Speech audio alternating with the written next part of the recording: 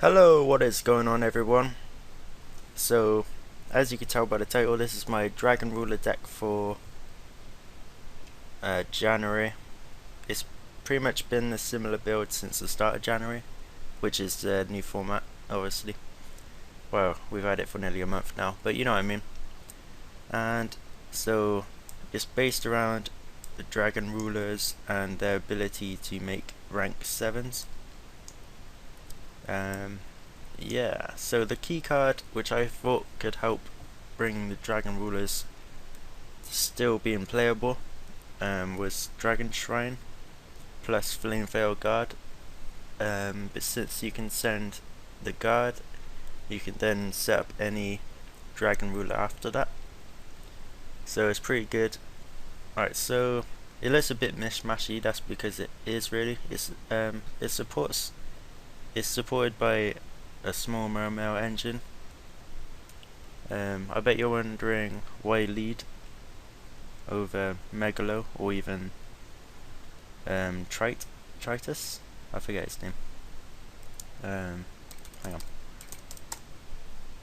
You know the one I mean. Where is he? This guy.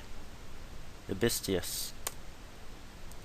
Reason, originally I was using Abystius, but you never really have an extra water monster since you're running all different attributes in this deck. So the leads actually just work out a bit better. So you can search the leads with the sphere or with Lind, and usually they are a bit dead draw, but Sacred Sword of 7 stars is actually surprisingly good, even at 1. I mean, it was good at 3, obviously, it was a lot better at 3. But since these are all now, since you rarely would want to banish them, since you don't have extra copies of them, 1 works out fine, really. So, alright, so 1 Blue Eyes White Dragon. This card works out just as an extra little plus when you send White Stone or Legend to the graveyard with either cards of consonants or just any other way, creature swap maybe, or maybe this, depends on your situation. But yeah, I really suggest just well, not net decking, but copying the deck and then, well, that is net decking, but you know what I mean. Try out the deck and basically just get your resources into the graveyard if you can, or play. Setting Lind is actually pretty good because you usually end up with a lead. And cards like Tetherwolf, you can summon him, bring out a token, and if you go for Dracosack, that's a Dracosack with 3 tokens, so it's pretty good. Debris Dragon's still really good. The 1 Dandelion, it actually helps out quite a bit. Okay, so 3 Flame Veil Guard. They're usually what you would send with Shrine to help set up the graveyard. 2 Troopers is actually a pretty nice card, you mill. And all of the cards are of the 4 attributes, except for Blue Eyes White Dragon and the White Stone of Legends, which are dragons. So if you mill any monster, that's good, pretty much. And when it dies, you get to draw a card, so it's really good. Double Crane. Rank 3 plays are pretty nice, especially if you can get Dandelion with it. Since you can make Leviathan Dragon, and then if Leviathan Dragon dies, then you get 2 tokens, so it's pretty good. Debris Dragon, you can make Black Rose, you know, it's all good. Yeah, okay, Exploded Dragon. Oh yeah, and Debris Dragon, if your Tempest does get banished from another dragon or 7 stars or whatever, you can search Debris Dragon, and Exploded Dragon says another level 3. It's actually got a pretty nice effect, as well as it's a Crane target, and also you can search it with Redox if you need to. Well, you never need to, but it's just an extra plus. Double Tetherwolf. It's an instant level 7. The reason why I play that over Fog King is because I already have a lot of waters. Plus, this is more winds to help tempests when you need to, as well as you get the an extra Phantom Beast token. So it's good. One Abyss Gund. The only way you can trigger it really is with by discarding it with Tidal, but it's still good, since when you do get that, you get a free lead from the grave. I know it sounds inconsistent, but it's actually not that bad, because even if you do just draw it, you can just banish it with Tidal, because Tidal is actually one of your main guys in this deck, since you have all these waters plus all these dragons. So Tidal is a key card in this deck. Free leads, just like this card, if you do dead draw them, you can still banish it with Tidal.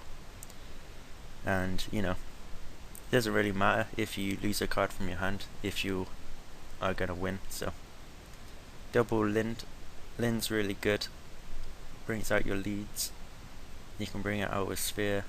It's, you know, same stuff what Mermail does really. Double Scarecrow. I was playing Max C before, but Max C doesn't exactly help you stay alive. You just get to draw cards, whereas Scarecrow actually, you know, keeps you alive, and that can actually help you sometimes. So White Stones, along with your guards and your Debris Dragon, although it's a bit of a waste, but yeah, you get draw power with this card. Double cards of consonants, and then double creature swap is actually pretty nice. You can creature swap that, creature swap this, you can creature swap anything. You can even summon Tetherwolf, and if they bottomless it or something, you still get the token, so you can put it in attack mode and creature swap it and stuff. This card here replaced Trading.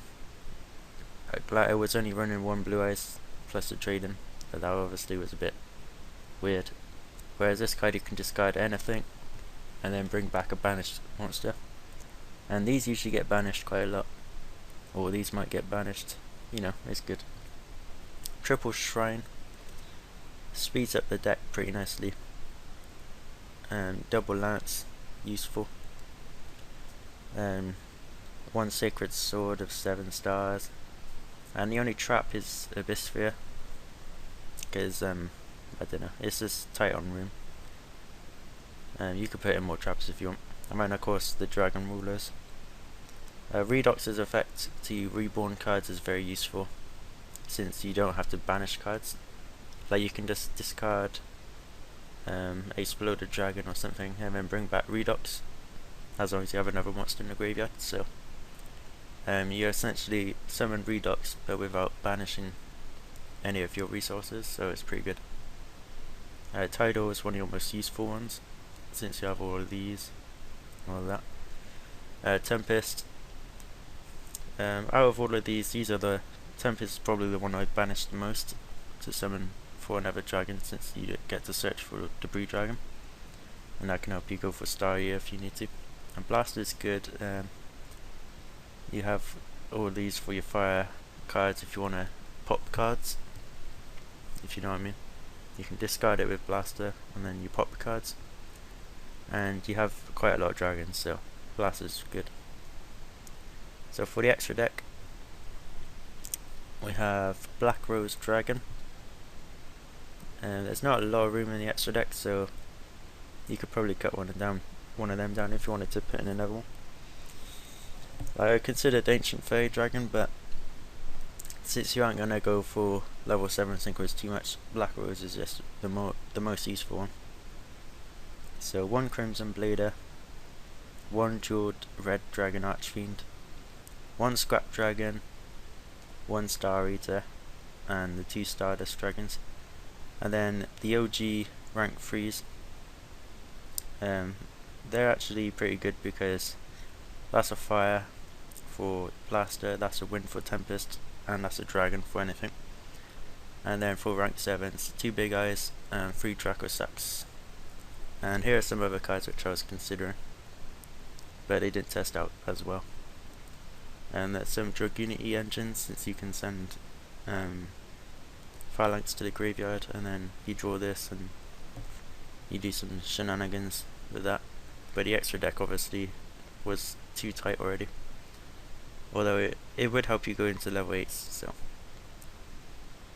Mass Dragon, it's another fire monster, but there's really not that many good targets to summon with it, other than Exploder Dragon maybe.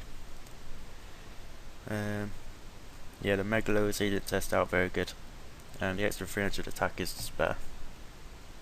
More DDRs, you could do that probably. You go with it. Fog King's pretty nice. So Debris Dragon target too, so you can instant Star Eater. Yeah, so basically I was trying to get dual videos with this, but I think I recorded some, just I didn't really like it too much. But that's the deck. If you have any questions or anything, you can feel free to ask them. I would have done a dual video, but I just kind of lost the motivation to try anymore with that. So, you know, give it a go and see for yourself. It does work. The only times I really lose is when my opponent uses compulsory evacuation device. Yeah, but Lance would help with that if I had it in my hand at the time. But yeah, Compulse is a good card, and it just sometimes helps them win. So that's how I lost like twice with it, but other than that I haven't really lost with it.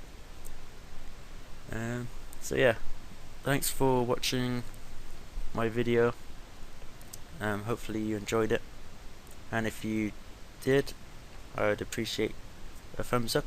That would be cool if you did. And subscribe if you want to see more videos from me.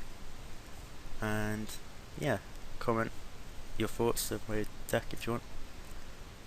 And if you have any improvements other than something like destroy the deck, click delete, then yeah, I'd love to hear what you think.